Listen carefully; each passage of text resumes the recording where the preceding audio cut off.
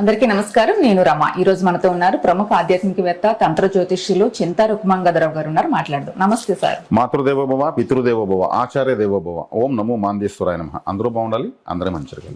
జాతకం ఉంటే జ్యోతిష్య పరంగా మనం జాతకం చూపించుకుంటూ ఉంటాం. మీలాంటి వాళ్ళ దగ్గర కానీ చాలా మంది జ్యోతిష్య పండితులు ఉంటారు. జాతకం బాగాలేనప్పుడు మీకు ఏ దశ నడుస్తుంది, పరిహారం చేసుకోవాలి, ఇలా చాలా రకాలుగా చెప్పే అవకాశం ఉంటుంది. కానీ జాతకం లేని వాళ్ళు కూడా చాలా మంది ఉంటూ ఉంటారు. వాళ్ళకి జాతకం తెలీదు. ఇట్లా చూపించుకోవాలి అనుకున్నప్పుడు మీ పేరు ఏంటి అంటే ఆ పేరుని బట్టి ఏదో జాతకం, మీ పేరుని బట్టి ఈ రాసి వస్తుందని ఏదో జాతకం చెప్తారు. న్యూమరాలజీ ప్రకారం ఆ నెంబర్ని బట్టి, పేరులో ఉన్న నెంబర్స్ని బట్టి ఇట్లా రకరకాలుగా చెప్తూ ఉంటారు. చెప్తూ ఉన్నప్పుడు ఇంకా 4 రకాలుగా అయిపోతుంది జాతకం. అసలు ఏం పాటించాలో తెలియదు. అసలు వాస్తవం కూడా జాతకం ఉండదు కాబట్టి వాస్తవం కూడా కాదు. కాబట్టి అసలు జాతకం లేని వాళ్ళ పరిస్థితి ఏంటి సార్? వాళ్ళు ఎలా వాళ్ళ లైఫ్ని ఫాలో అవ్వాలి ఆధ్యాత్మికంగా? జాతకము లేని వారి పరిస్థితి అన్నారు కదా, కానీ వాళ్ళకి జాతకం ఉంటుంది, అది వాళ్ళకి తెలియదు. జాతకం ఉన్నవాళ్ళు లేని వాళ్ళు ఒకటే అయిపోయిన పరిస్థితులు అయిపోయినాయి ఈరోజు. అంటే జాతకం ఉన్నా లేకపోయినా, జాతకంతో సంబంధం లేకుండా కొన్ని దైనందిన కార్యక్రమాలు చేసుకోవడం వల్ల వాళ్ళ జీవితం ఉద్ధరించబడేటువంటి కార్యక్రమాలు కొన్ని ఉన్నాయి. ఇప్పుడు అభిజిత్ ముహూర్తం అని ఒకటి ఉంది, బ్రహ్మ ముహూర్తం అని ఒకటి ఉంది. బ్రహ్మ ముహూర్తము తెల్లవారుజామున 3:36 నుంచి 4:24 వరకు ఉంటుంది. అభిజిత్ ముహూర్తము సూర్యోదయ కాలం నుంచి 8వ ముహూర్తము. అభిజిత్ ముహూర్తము కరెక్ట్గా సూర్యోదయ కాలము నుంచి 45 నిమిషాలకు ఒక ముహూర్తం అవుతుంది. 45 నిమిషాలు 40 నిమిషాలు లెక్కేస్తే 8వ ముహూర్తం అభిజిత్ ముహూర్తం. బ్రహ్మ ముహూర్తం వచ్చేక్కడికి సూర్యోదయం కాలం 6 గంటలకైతే 3:36 స్టార్ట్ అయ్యి 4:24 మధ్యలో ఉంటుంది. ఈ బ్రహ్మముహూర్త కాలానికి ఈ జాతకం లేని వాళ్ళకి లేచి ఏదైనా వీళ్ళు దైవారాధన చేయగలిగితే వీళ్ళ జీవితం ఉద్ధరించబడుతుంది. ఇదే అభిజిత్ ముహూర్తం చూసుకొని ఏదైనా ప్రారంభించుకున్నా, ఆ సమయంలో నిర్ణయాలు తీసుకున్నా వీళ్ళ జీవితం ఉద్ధరించబడుతుంది. ఇది జాతకం ఉన్న వాళ్ళకు పనిచేస్తుంది, లేని వాళ్ళకు పనిచేస్తుంది. ముఖ్యంగా లేని వాళ్ళు దీన్ని ఖచ్చితంగా గట్టిగా పట్టుకోవాలి. 3 నుంచి 6 వరకు అభిజిత్ ముహూర్తం అంటారు. ముహూర్తం అంటే 45 నిమిషాలు. 3 నుంచి 6 వరకు 3 గంటల ముహూర్తం ఎట్టు ఉంటుంది. మరి 3:36 నుంచి 4:24 మధ్యలో లేచేదానికి వీళ్ళు ప్రిపేర్ కావాలి. 12 గంటల వరకు ఫోన్ చూస్తూ కూర్చున్నా, సీరియల్ చూస్తూ కూర్చున్నా, లేదా ఇంకెవరితో ఫోన్లో మాట్లాడుతూ కూర్చున్నా 3:36 నిద్ర లేయలేరు. ఈ రోజు 2 శక్తివంతమైన ముహూర్తాలు 2 వస్తూనే ఉన్నాయి. వాటిని పట్టుకోవాలి. 3:36 లేవడానికి ఇప్పుడు ఎక్కడో టూర్ వెళ్ళాలి, ఫ్లైట్కి వెళ్ళాలన్నప్పుడు 3:36 లేయాలంటే 1:30 నుంచి మెలకు కూర్చుంటారు. జీవితమే ఉద్ధరించబడుతుంది అన్నప్పుడు 3:36కి 3కి లేచినామో స్నానం చేసినామో 3:36 నుంచి 4:24 మధ్యలో ఓంకార జపం చేసే చాలు. సాధన చేసామా? ఓంకారం చెప్తారు. మంత్రం ఏం కావాలి? 336 to 424. ఇప్పుడు ఉదాహరణగా 6 గంటల 5 నిమిషాలకు స్టార్ట్ అయింది అనుకుందాం సూర్యోదయ కాలము. అంటే 3:36కి 5 నిమిషాలు కలుపుకుంటే 3:41 నుంచి 4:29 వరకు ఉంటుంది. 5 గంటల 55 నిమిషాలకు సూర్యోదయం అయింది అనుకుందాము. 3:31 నుంచి 4:29 వరకు, 24 అంటే 4:19 వరకు ఉంటుంది. అంటే ఇక్కడ 5 నిమిషాలు వెనక్కి వస్తే ఆడ వెనక్కి వెళ్ళాలి, ఇక్కడ 5 నిమిషాలు ముందుకు వెళ్తే ఆడ ముందుకు వచ్చేయాలి. సూర్యోదయ కాలం అని చెప్పాను. ఈ ప్రపంచంలో ఎక్కడెక్కడ సూర్యోదయ కాలం ఉంటుందో అక్కడ సూర్యోదయ కాలం నుంచి ఇదే కాలం బ్రహ్మముహూర్తం అవుతుంది. సూర్యోదయ కాలం నుంచి అక్కడ 8వ ముహూర్తము అభిజిత్ ముహూర్తం అవుతుంది. అభిజిత్ ముహూర్తం అంటే ఏమి? జిత్ అంటే విజయం అని అర్థం. అన్ని విధాల విజయవంతమైన ముహూర్తం అని అర్థం. రావణాసురుడి పైకి రాముడు ఎటువంటి ముహూర్తంలో వెళ్ళాలని ఉంటే అప్పుడు అందరూ కూడా ఆలోచించి ఈ ముహూర్తంలో వెళ్తే తప్పితే రావణాసురుని జయించలేమని అభిజిత్ ముహూర్తంలో బయలుదేరిపించారు శ్రీరాముని. అంటే ప్రపంచంలో ఏదైనా సాధించగలిగేటువంటి ముహూర్తం అది. జీవితంలో ఎంతైనా సాధించుకోగలిగినటువంటి అనుగ్రహాన్ని, దైవశక్తిని పొందగలిగేటువంటి ముహూర్తం బ్రహ్మ ముహూర్తం. అందుకే బ్రహ్మ ముహూర్తము అన్ని విధాల విజయవంతమైన ముహూర్తం అభిజిత్తు. ఈ 2 ముహూర్తాలు చాలా శక్తివంతమైనవి. ఈ 2 పట్టుకునే జాతకం అవసరమేం లేదు. అంతే. ఎవరికి జ్యోతిషం అవసరం లేదు. నా పేరుకి ఏ నెంబర్ వస్తుంది, ఇప్పుడు ఎంత ఏలినాటి శని ఉన్ని, ఎంత వ్యతిరేక దశ ఉన్ని, ఎంత కేతు మహాదశ ఉన్ని, బ్రహ్మముహూర్తం నిద్రలేసినప్పుడు ఏమవుతుంది? దైవశక్తి వస్తుంది పూర్తిగా. జాతకంతో పని అవసరమే లేదు. స్నానం చేస్తాం. స్నానం చేసినప్పుడు జాతకాలు కానీ మన పూర్వం అందరికీ జాతకాలు లేవు కదా సార్. అంటే ఇప్పుడు స్నానం చేస్తారు. స్నానం చేసినప్పుడు తుడుచుకుంటారు కదా టవల్తో. మొహం తుడుచుకుంటారు కదా ఫస్ట్, తల తుడుచుకుంటారు. ఫస్ట్ తుడుచుకోవాల్సింది వీపులో రుద్దుకోవాలి. మనకు కనిపించని కర్మ మన వీపులో ఉంటుంది. ఎవరైతే మొదట వీపు రుద్దేసి తర్వాత మొహము తల అంతా రుద్దుకుంటారో వాళ్ళకి ఏ రోజు కర్మ ఆ రోజు మొదటగా క్షీణించిపోతుంది, పోతుందా? ఓ. ఖచ్చితంగా పోతుంది. ఉమ్. అది నియమం. ఎవరైతే వీపులు రుద్దుకుంటా ఉంటారో ఏ రోజు కర్మ ఆ రోజు వాళ్ళు పోయినట్టే. అంటే మన కర్మ భుజాల పైన మోస్తున్నారు, వీపు పైన మోస్తున్నారు అంటారు కదా కుటుంబాన్ని అంతా. అవును. అంటే మరి ఎందుకు చెప్పరు? అంటే మనం చూడలేని, మన శరీరంలో మనం చూడలేని వీపులను చూడలేము. ఉమ్. అదే చాలా బాధలు పోవాలంటే, అంటే చాలా కష్టాలు పోవాలంటే భార్య వచ్చి వీపు రుద్దిందంటే వాళ్ళకి చాలా కష్టాలు పోతాయి. ఉహు. మగవాళ్ళకి, మగవాళ్ళకి భర్తలు ఎవరైతే ఉన్నారో. ఉహు. ఇది ఒక పరిహారం, ఇది వాస్తవం ఇది. ఉమ్. అందుకే అది ఆచారంగా ప్రాచీన కాలంలో ఉండేది. ఉమ్. ఇవన్నీ ఉన్నాయి. ఆచరిస్తే వాళ్ళకు క్రమేపీ తెలిసిపోతుంది. ఒక 3 నెలలు కానీ ఇలా స్నానం చేసిన వెంటనే వీపు మొదట రుద్ది తుడిచేసి బ్రహ్మముహూర్తంలో లేచి బ్రహ్మముహూర్తంలో లేచి అభిజిత్ ముహూర్తంలో కానీ చూసుకొని చేయగలిగితే వాళ్ళకి 3 నెలల కింద చూస్తే ఏదో జరుగుతున్నా ఉంది, అద్భుతం, మనకేదో మంచి కలిసి వస్తాం అనిపిస్తుంది. అదే గుళిక కాలం అని ఒకటి ఉంది. గుళిక కాలం శనేశ్వరుడికి 2 కుమారులు, గుళికుడు మాంది. మాందికి రాత్రి బలం ఎక్కువ, గుళికుడికి పగటి బలం ఎక్కువ. గుళికుడు సౌమ్యంగా ఉంటాడు, మాంది తీవ్రంగా ఉంటాడు. మరి ఇద్దరు ఒకటే అని అంటారని, మాందినే పగలైతే పగలు గుళికుడిని, రాత్రి మాందికి మారిపోతాడని. సరే, ఏదైనా కావచ్చు. ఈ గుళిక కాలం అనేది 1.5 గంట ఉంది. ఈ టైంలో చేస్తే ఏది చేస్తే అది మళ్ళీ మళ్ళీ అవుతానే ఉంటుంది. ఆ టైంలో మీరు వ్యాపారం స్టార్ట్ చేస్తే బ్రాంచెస్ పెరుగుతాయా? ఆ టైంలో పెళ్లి మాత్రం చేసుకోకూడదు, మళ్ళీ మళ్ళీ జరగదు, అదే వస్తుందని అంటారు. అంటే మళ్ళీ మళ్ళీ జరగాలంటే అది ఆ టైంలో శవాన్ని కూడా ఎత్తకూడదు, మళ్ళీ మళ్ళీ అదే జరుగుతుంది. గుళిక కాలం ఒకటి మనకు శుభకాలం ఉంది కదా, రాహుకాలము, యమగండము, గుళిక కాలం 3 ఉన్నాయి. కాబట్టి ఈ గుళిక కాలం అనేది ఉపయోగించుకోవచ్చు. స్నానంలో చేసేటప్పుడు ఏదైనా పవిత్రమైన వస్తువులు వేసుకొని చేసుకోవాలి. చక్కగా పన్నీరు ఒక 20 రూపాయలకు 1 లీటర్ వస్తుంది. రోజ్ వాటర్ ఒక 4 మూతలు పోసుకోండి. కొద్దిగా పచ్చకర్పూరం వేసుకోండి, కొద్దిగా లవంగాలు వేసుకోండి, పసుపు కుంకుమ వేసుకోండి, తర్వాత ఇంకా యాలకులు వేసుకోండి. ఇవన్నీ వేసిన తర్వాత బాగా కలిపేసి స్నానం చేయనట్టు ఉంటుందో.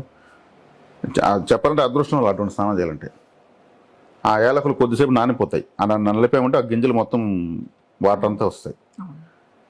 చక్కగా ఆ స్నానము ఒక విధంగా పన్నీటి స్నానం అంటారు. ఎందుకు? పవిత్రమైన స్నానం కాబట్టి. మనం నెత్తిన పోసుకుంటే ఏమైనా దూరం వెళ్ళిపోతాయి. ప్రతిరోజు అటువంటి జలము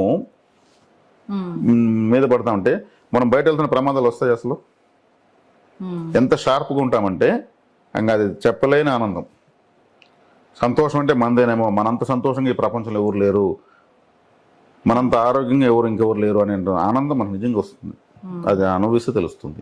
స్నానం చేస్తే జాతకం పైన ఏం మాట్లాడడం లేదు, ఎట్లా స్నానం చేస్తున్నాము ఆ స్నానం ఏదో ఓ 50 రూపాయలు ఖర్చు అవుతుంది, అయిపోయి ఇంకా మీరు వేగిలితే కుంకుమ పువ్వు వేస్తే ఇంకా మంచిది, రేట్ ఎక్కువ. నాకు తెలిసి గొప్ప గొప్ప పీఠాధిపతులంతా కూడా ప్రతిరోజు 1 లీటర్ రోజ్ వాటర్ పోసి 1 డబ్బా కుంకుమ పువ్వు వేస్తారు, పచ్చకర్పూరం వేస్తారు, అన్నీ కూడా ఎక్కువ హై క్వాంటిటీ వేస్తారు. వాళ్ళు ఎందుకు అంత తేజస్సుగా ఉంటారు? ఎందుకు అంతమంది వాళ్ళు వెంటపడతారు? ఆరా లెవెల్ పెరిగిపోతుంది. నువ్వు నరేంద్ర మోడీ గారు ఒక మీటింగ్కి వస్తున్నారంటే 5,000 మంది ఆ మీటింగ్ హాల్లో ఉన్నారు, ఎవరి పాటు వాళ్ళు మాట్లాడుకుంటున్నారు. ప్రధానమంత్రికి రావడానికి ఇంకా టైం ఉంది అని అది ఇది మాట్లాడుతూ ఉంటారు. సడన్గా ఆయన వచ్చేసాడు, సగం అందరూ లేచి నిల్చుకునేస్తారు. ఆయన అందరూ చెప్పాడు నిల్చుకొని అని చెప్పాడు, లేదు కదా. ఆయన ఆరా అంతమందిని కదిలిస్తుంది. ఆయన యొక్క ఆరా అంతమందికి లేని ఆరా ఆయనకు ఒక్కడికే ఉంది. ఆయన ఏ దేశానికి వెళ్ళినా అక్కడ అందరూ ఆర్మీ ఆఫీసర్లు A to Z అందరూ మొత్తం ఆ దేశంలో ప్రధానులతో సహా అటెన్షన్లోకి వచ్చేస్తారు. ఆయన అలా వచ్చి ఇలా చెయ్యి ఊపుకునే ఫ్లైట్లోంచి అందరూ అటెన్షన్ ఇచ్చుకుంటారు. ఆరా శక్తి, ఇటువంటి ఆరా పెంచుకునేటువంటి స్నానమేది. జాతకం లేని వాళ్ళకు మనం సంఖ్యాశాస్త్రం చెప్పామా? ఇంకేదో మన అకౌంట్లో డబ్బులు ఏమన్నా అసలు జాతకము ఆ దశ ఈ దశ పరిహారాలు ఉంటాయి. కష్టాలు లేకపోతే అది దురదృష్టం, కష్టాలు లేకపోతే దురదృష్టం. నేర్చుకోలేవు జీవితాన్ని. ఇప్పుడు ఒక అమ్మాయినో ఒక అబ్బాయినో ఒకే కూతురని లేదా ఒకే కొడుకని గారాభంగా అడిగిని తీసించి ఏసీలో రూమ్లో చిన్నప్పటి నుంచి పెంచి 10 గంటలు నిద్రలేస్తే కూడా లేనన్నా అప్పుడు కూడా బుజ్జగించి లేపుతూ నోటికాడి తినిపిస్తూ అలాగే పెంచి ఒక వ్యక్తికో లేదా ఒక భార్యనో వచ్చి పెళ్లి చేస్తే వాళ్ళు ఇలా పెరుగుంటారు కదా, వాళ్ళు ఆ కాంప్రమైజ్ అవ్వరు. అది మీ అమ్మ వాళ్ళ ఇంటికాడ ఇక్కడ కాదమ్మా, నువ్వు 5కి లేయాలండి అనుకో, మమ్మీ నన్ను తిడుతున్నారని ఫోన్ చేస్తుంది అంటే అన్నిటికీ ఫోన్ చేసి ఏడుస్తూ ఉంటుంది. మేము మా అమ్మాయికి ఏ కష్టం పెట్టలేదు, మేము గారాభంగా పెంచాము, మా అమ్మాయిని తిడుతున్నారు కొడుతున్నారు అంటే కొద్ది రోజులు చూస్తారు, గట్టిగా మాట్లాడతారు. అంతే కదా. ఆ అమ్మాయి అక్కడ వచ్చే కష్టాలు ఎదుర్కోలేదు. సున్నితత్వమే ఆ బాడీకి ఇన్స్టాల్ అయిపోయింది. ఎలా ఎదుర్కొంటుంది? నువ్వు అర్థం చేసుకోండి, ఏం అర్థం చేసుకోమో, నాకేం అర్థం అవుతుంది అర్థం చేసుకోమంటారు చెప్పండి అంటుంది. అదే 5కు వీళ్ళు లేపి చదివిపించి 2 దెబ్బలు కూడా స్కూల్కి పంపించి అడిగిన దాన్ని అడిగినట్టు తీసుకోకుండా దానికి వివరాలు తెలియజేసి ప్రతి ఒక్కటి ఎడ్యుకేట్ చేసి వచ్చారు. వీళ్ళు ఇంకొకరు కాదు, ఆ ఇంటికి పోతే మీ కూతురు మాకు నేర్పిస్తూ ఉంది. అలాంటి వాళ్ళే మంచి పొజిషన్లో ఉన్న వాళ్ళు ఈరోజు కూడా కష్టాలను ఎదుర్కొని నిలబడిన వాళ్ళే. విషయం ఏమంటే ఎప్పుడైతే వీళ్ళు సుఖంగా పెంచేసి ఇంకొక ఇంటికి ఇస్తారో, ఈ అమ్మాయి జీవితాంతపరం సుఖాన్ని మొత్తం వీళ్ళింటికన్నీ ఖర్చు పెట్టి చేశారు. ఏటీఎం కార్డు క్లీన్ అయిపోయింది, ఇంకా మిగిలింది కష్టమే, ఆడపోయి పడాల. అదే కాబట్టి ఎప్పుడు కానీ సుఖం మరకూడదు. కష్టాలు లేకపోతే జీవితం టేస్ట్ ఉండదు, ఏమీ తెలీదు. ఏమీ తెలియనట్టు ఒక మొద్దు ఏకకణ జీవి అయిపోతారు. ప్రాబ్లమ్స్ రావాలి, ఫేస్ చేయాలి, తట్టుకోవాలి, నిలబడాలి. అప్పుడే ఎవరు ఏదైతే ఎక్కువ ఖర్చు పెడేస్తారో అది అనంత కాలంలో వాళ్ళకి అందని ద్రాక్ష అయిపోతుంది. సెలబ్రిటీస్ చూడండి, సెలబ్రిటీస్లో అంతా మ్యారిటల్ లైఫ్ డిస్టర్బెన్స్ చూసుకోండి. వాళ్ళు యాక్టింగ్ చేసేటప్పుడు ఆ పెండ్లి అయినటువంటి సీన్లో నటించి అక్కడ ఏడ్చి తాళబొడ్డిలా చూపించి అవన్నీ ఖర్చు పెడేస్తారు. నిజంగా జీవించేస్తారు. నిజ జీవితంలో వీళ్ళకి వివాహ వ్యవస్థ అనేది 0 అయిపోతుంది. ఎవరని మేము పేర్లు చెప్పాల్సిన అవసరం లేదు. హీరోలు కావచ్చు, హీరోయిన్లు కావచ్చు, వాళ్ళ ఇంట్లో అంతా కూడా మ్యారిటల్ లైఫ్ డిస్టర్బెన్స్. అదంతా ఏం చేశారో యాక్టింగ్లో ఖర్చు పెడేశారు. ఇంకక్కడ నిజ జీవితంలోకి వచ్చేకాడికి బ్యాలెన్స్ లేదు. కాబట్టి మీరు చూసుకోండి, ఎవరన్నా చూసుకోండి. నేను వీళ్ళు వాళ్ళని లేదు, A to Z. అంటే మనము సుఖ దుఃఖాలను ఆహ్వానించాలి. దుఃఖంతో నేర్చుకోవాలి, సుఖంతో నేర్చుకోవాలి. ఏదైనా అతి సర్వత్ర వర్జయేత్, ఏది ఎక్కువైన ప్రమాదమే అంటారు కదా, అది. కాబట్టి కొంతమందికి ఈ జన్మలోనే అన్ని ఖర్చుపడేస్తారు, రేపు జనకు అనుభవించని కొన్ని ఉండవు. బాధలు మాత్రం మిగిలి పెట్టుకుంటారు, సుఖాలు మొత్తం ఎంజాయ్ చేసేస్తారు. వాడు పడిన పాట కన్నా కాదు ఇప్పుడు అనుభవిస్తూ అంటారు. కాబట్టి ఈ బ్రహ్మముహూర్త కాలము, ఈ అభిజిత్ ముహూర్తము, ఈ పన్నేటి స్నానము, అదేవిధంగా వీళ్ళు బ్రహ్మముహూర్త కాలంలో వీళ్ళ తల్లిదండ్రులు, పితృదేవతలు, ఇంటి దేవుడు, వీళ్ళ ఇష్టదైవము, ఆరాధ్య దైవము, కులదేవత, గ్రామదేవత, పరివార దేవతలు, ఇట్లంతా ఎన్నో ఉంటారు దేవతలు. ఇష్టదేవత అంటే వీళ్ళు మాత్రం ఇష్టపడిన దేవత, వీళ్ళ ఇంటి దేవుడు వీళ్ళింటికి మాత్రం దేవత. ఇటువంటి దేవతలు వీళ్ళకి ఉంటే, వాళ్ళు ఇష్టంటే వాళ్ళనే ఆరాధించవచ్చు. నేను ఓంకారం చెప్పాను. ఇప్పుడు తల్లిదండ్రులు ఎందుకు పూజించాలి? జన్మనిచ్చింది వాళ్ళే. ఆ జన్మ అంటే వాళ్ళు లేకపోతే మనం దీన్ని అనుభవిస్తామా? ఒక తప్పు చేయాలన్నా, మంచి చేయాలన్నా, ఏదన్నా ఇంకేదైనా ఆస్వాదించాలన్నా ఒక బాడీ కావాలి. ఆ బాడీ తల్లిదండ్రుల ద్వారా తప్పితే ఇంకే దేవుడు ఇవ్వడు. ప్రత్యక్ష దైవాలు ముందు వాళ్ళే. కాబట్టి జన్మలుగా నాకు జన్మనిచ్చిన తల్లిదండ్రులకు, రాబోయే జన్మలో నాకు జన్మనివ్వబోయే తల్లిదండ్రులకు, సమస్త విశ్వంలో ఉన్నటువంటి మాతృ పితృశక్తికి, పరంజ్యోతి పరబ్రహ్మ శక్తికి నేను నమస్కరిస్తున్నాను. ఇప్పుడు దీంట్లో ఏమన్నా ఖర్చు ఏముంది? దీంట్లో మళ్ళీ మనకు వస్తే అద్భుతం. రాబోయే పేరెంట్స్ కూడా మనం ఇప్పుడే కృతజ్ఞతలు తెలియజేస్తున్నాం. రేపు నెల మనకు జన్మ ఇవ్వాలి కదా వాళ్ళకి ఇప్పుడే మనము పాదాభివందనం చేస్తున్నాం. వాళ్ళు ఎన్నో జన్మలు ఇచ్చారు కదా, వాళ్ళందరూ కూడా కృతజ్ఞతలు తెలియజేస్తున్నాం. అనంత విశ్వంలో మాతృపిత శక్తి ఉంది కదా, ఉంటేనే కదా స్త్రీలు పురుషులు పెళ్లిళ్ళు చేసుకుంటున్నారు, పిల్లలకు అంటున్నారు. పునరుత్పత్తి వ్యవస్థ ఉంటేనే కదా ప్రపంచం తయారవుతుంది. ఇప్పుడు దీనికి నమస్కారం చేయాలి. దీని తర్వాత ఈ నమస్కారం తర్వాత వెంకటేశ్వర స్వామి అయినా, మా పరమశివుడైనా, ఏ శివుడైనా, వీళ్ళ జన్మనిస్తే మనం ఈ శరీరంతో పోయి వాళ్ళని చూస్తున్నాం. ఆత్మగా ఉంటే ఏమీ అనుభవించలేం. శరీరంతో ఉన్నప్పుడే. ఇప్పుడు గుచ్చితే శరీరం నొప్పి వస్తుంది, ఆత్మకు నొప్పి రాదు. కాలేస్తే శరీరం కాలుతుంది, ఆత్మ కాలదు. గాలి తోలితే శరీరము చలితో వణుకుతుంది, ఆత్మకు చలి వేయదు. అందుకే ఆత్మ నిశ్చలమైందన్నారు. నిశ్చలంగా ఉంటూ అది అన్ని అనుభవించాలంటే ఒక బాడీలోకి ఎంటర్ అయ్యి అనుభవిస్తుంది. కాబట్టి ఈ శరీరంతో మనము సుఖ దుఃఖాలు అనుభవిస్తూ వచ్చేదాని వల్ల ఆత్మ ఉన్నతి వస్తుంది, జన్మోద్ధరణ వస్తుంది, ఉత్తమ జన్మ ప్రాప్తం వస్తుంది, లోకానికి ఉపయోగపడేటువంటి కారణ జన్మలై పుడతాం. వివేకానంద, రామకృష్ణ పరమహంస, రమణ మహర్షి, రాఘవేంద్ర స్వామి, వీరబ్రహ్మేంద్ర స్వామి, మహావతార్ బాబాజీ, షిరిడి సాయి, సత్యసాయి, మరి గులగముడి వెంకయ్య, జిల్లెళ్ళముడి అమ్మ, వీళ్ళంతా గొప్ప గొప్ప వాళ్ళు కదా. వాళ్ళకి ఏమైనా రియల్ ఎస్టేట్ బిజినెస్ చేసినటువంటి చరిత్ర ఉందా? రాజకీయాలు దిగినారా? వాళ్ళు ప్రపంచానికి ఒక పెద్ద బిగ్ మెసేజ్ ఇచ్చేదానికి వచ్చారు. వాళ్ళు గొప్ప ఆత్మలు కాబట్టి అలాగే వెళ్ళిపోయారు. జ్యోతిషాలు చెప్పలేదు, జాతకాలు చెప్పలేదు, ఏం చెప్పలేదు. బ్రహ్మజ్ఞానాన్ని అలా ఒక జీవనలాగా ప్రవహింపజేసి వెళ్ళిపోయారు. అటువంటి జన్మలకు వెళ్ళచ్చు. సాధారణంగా ఈ బాధలే ఈ పడుతూ ఇటువంటి జన్మలు తీసుకుంటాం కన్నా ఇంకా ప్రమోషన్ తీసుకోవాలి. కొంతమంది మోక్షం తీసుకోవాలంటుంటారు. మోక్షం అంటే ఏమంటే నేను మళ్ళీ మళ్ళీ పుట్టకూడదు అంటారు. దాని అర్థం ఏమి? నా ఆత్మ అయితే డస్ట్బిన్లో వేసేయండి అని అర్థం. నన్ను కౌంటింగ్లోకి తీసుకోవద్దండి అని అర్థం. అంతే కదా. మరి దానివల్ల ప్రయోజనం ఏముంది? ఇది డెలీట్ అని మనం ఫోన్లో డెలీట్ చేసినట్టే అనమాట. ప్రకృతిలో ఇతనికి ఏ జన్మ లేదు, ఎక్కడ ఏ విధంగా పుట్టేదానికి లేదని లెక్కలోకి తీసుకోదండి. అలా కాదు మోక్షం అంటే. వాళ్ళ ఈ మాట విన్న వాళ్ళు హట్ అవ్వాల్సిన అవసరం లేదు. ఉత్తమ జన్మలకు వెళుతూ ఉండడమే మోక్షం. ఇంకా బెటర్ ఈ సమస్త విశ్వ పరిజ్ఞానం సంపాదించుకోవడం కోసం ఒక జన్మ చాలదు. అతీతమైనటువంటి, అద్భుతమైనటువంటి, వర్ణించలేనటువంటి, పరమ పవిత్రమైన ఎంతో విజ్ఞానం ఉంది. ఇంకా ఒక జన్మతో అదంతా తెలుసుకోలేము. దానికి కావాలంటే ఈ జన్మను ఇంకా గొప్పగా పుట్టాలి, మళ్ళీ ఇంకా గొప్పగా పుట్టాలి, ఇంకా గొప్పగా పుడుతూనే వెళ్ళాలి. అదే నిజమైన మోక్ష మార్గం అంటే. ఆ మార్గంలో ప్రయాణిస్తూ వెళ్తూనే ఉండాలి. అందుకే యోగులు పుట్టగానే ఏడవరు. ఒక యోగి పుట్టండి ఏడవడు, గమ్మున ఉంటాడు. అతనికి పుట్టగానే అతనికి అతీతమైన వైరాగ్యం, జ్ఞానం ఉంటుంది. ఏడ్స్ ప్రయోజనం ఏముంది, ఏమీ లేదు కదా అనుకునే నాలెడ్జ్ పుట్టగానే ఉంటుంది. ఏడిస్తే మనం ఎందుకు, మన మనిషే కాదు, అది ఏడ్చేదానికి మనిషి పుడతాడు అసలు.